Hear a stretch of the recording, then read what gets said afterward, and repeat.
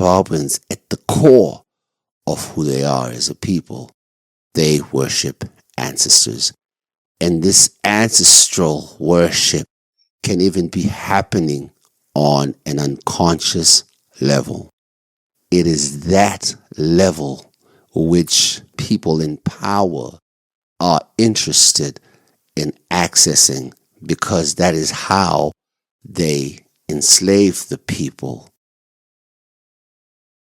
At the very base of who they are is that belief that the ancestors must be respected. So what then happens is, when they are presented with a liberation war hero, that is an ancestor. And there's an underlying belief that that ancestor who was a liberation war hero freed them through the liberation struggle. So when they think of an ancestor, say like Nehanda, that becomes the icon that is the mother of the nation, and the people believe that that mother of the nation is actually a god who freed them. Remember, we were told in history, when Nehanda was killed, when she was hung, she uttered the words, "My bones will rise." Now that is where the core of the Zimbabwean people's beliefs rise from. They believe in this savior who's going to rise. This rising is typified or exemplified or turned into an icon or symbolized by the Zimbabwe bird, which is the most important symbol for the people of Zimbabwe. If you open the archives, you find that they are very vague about what the Zimbabwe bird actually represents. It's not very clear. They'll say something like, "Oh, those are the people's spiritual beliefs." And I've explained in prior videos that the Zimbabwe bird represents the ancient ancestor who the people believe will return. And the return of that ancestor in our current day and time is slated to appear as Munumutapa. You've always had that in your mind. You've had that in your mind. If you were to access the memory of our people, even a few hundred years back, there is that generational memory within the people or belief that ancestor is going to come back and he will be God in the flesh. Kind of like when you think about the Osiris and Heru dynamic, Munumutapa is like a Heru in our context here. So we're still in Egypt, but it's happening here. You have to be nuanced in the way that you perceive the world. And if you're not going to be able to capture a lot of things or even fully understand. Like, oh shit, man, I see what this guy is saying. I kind of get it. You know, so you have to flex your mind. You have to train your mind to think on a certain level so that when certain things are said, you completely understand it. Train yourself to think on different levels so that you have an all-round understanding of what is happening within your reality. So just going back to the core issue I wanted to discuss, which is the CAB 3, or the entrance of a new dispensation which is very ancient. You've always been a slave. CAB 3 or no cap 3. You've always been a slave. You've always been moved through the matrix, which is often upgraded, switched over, changed, it becomes something, but it's still really the same cage. It's just a different time period, if you will. So what must the people do? What does this mean? All I'm saying is that you have to be mentally free. Once you are free mentally, and once you have become endowed with the spirit of knowledge and understanding, that discerning spirit, then you start to become free. It won't really matter what is going on politically. It won't matter. It won't matter. You will not try, because the minute you're trying to fight for A or B or X and Y, the minute you're trying to fight for these people, you are subjecting yourself to the matrix, because that is exactly what that matrix wants you to do. It wants you to choose a side.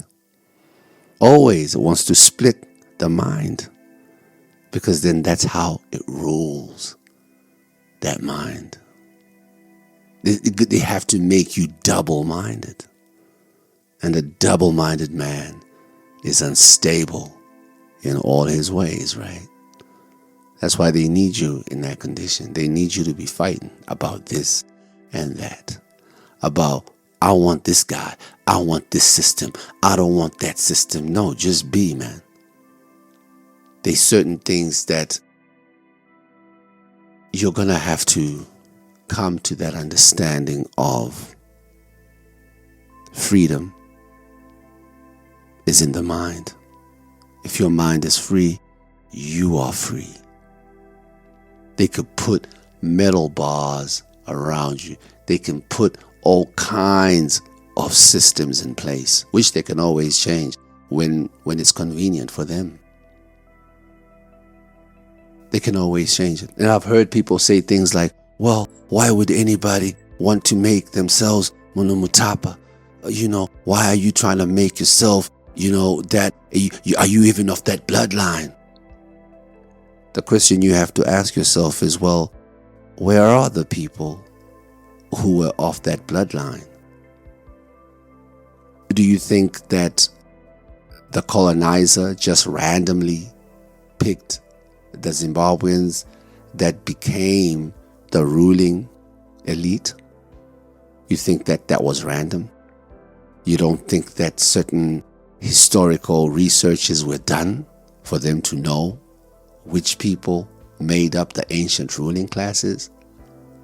You think they don't know the families who already engaged in the necessary rituals and the cult systems that were linked to the ancient Munumutapa dynasties?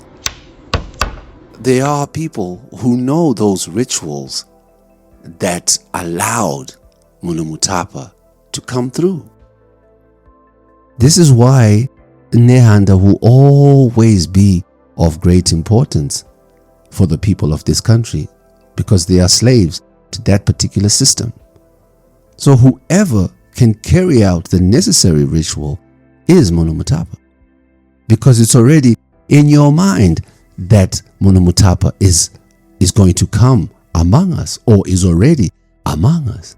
And whoever pulls off the necessary rituals, whoever performs the necessary taboos that are to be performed by he who becomes Munumutapa, the particular Mason, because really the ancient people of this country were Masons. That's how they built Great Zimbabwe. That's Masonry. So there are secret societies, there are cults who deal with the issues of power in this country or in this region. So yeah, they will know the ritual to undertake in order to take over your mind, or in order to throw you deeper into the mental slavery or the mental manipulation that keeps them in power and keeps you subjected as you are right now. So it's foolish to believe that you are free when really mentally you are not free. That's just an illusion. So those who listen with their spiritual eye open will understand exactly what is being communicated here. They are people who are very prepared to do the most to perform or to commit the worst kinds of taboos, because he who does the most, or he who goes the furthest committing the taboo, that's the man that the people in this country subject themselves to. And you have to think about our people and why their minds are like that, why they are so accepting of that. See, it's a deeply ingrained thing. It's a program that's been running in our people's mind for a very long time. So, emancipating the people from that type of slavery, that's gonna take a heavy lifting, patience and perseverance and courage to break free from centuries of having your mind under someone's chokehold. Until next time, peace.